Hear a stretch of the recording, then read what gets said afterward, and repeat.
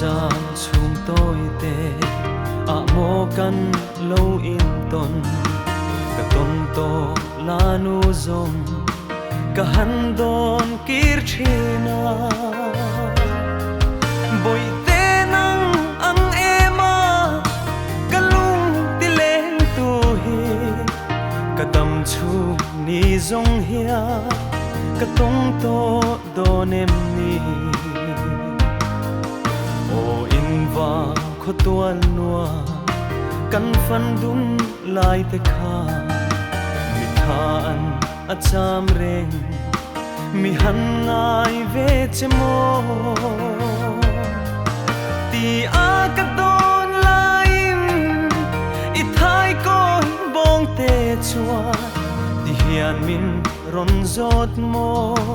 ka thin lung ngai tua ram ton lung ching khwal boi te ki va nga om kho har nem ten lo tuar to la ngai hian e ke po kalung van lenge khamuang takin om la in va kho pui nge ya isak me tong tur hian e kalung sin le tuar do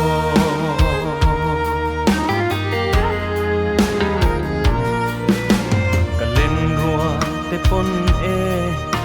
muan cha che asin avan mel tha anti ihlim tha an thiri in len tlang te chu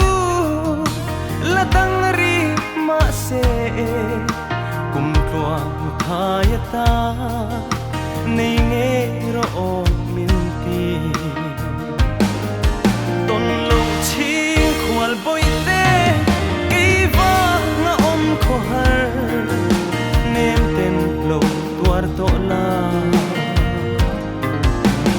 ngai hian e ke po kalung van lenge khamuang takin om la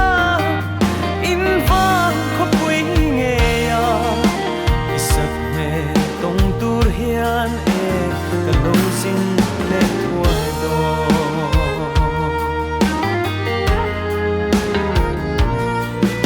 o hun le ni te hi rialang ral thuai sela chukin boy te nang ne ton ni her thuai se katan chau rin omin lom phot mai te ching khwala zong thin lai a phang ma ania o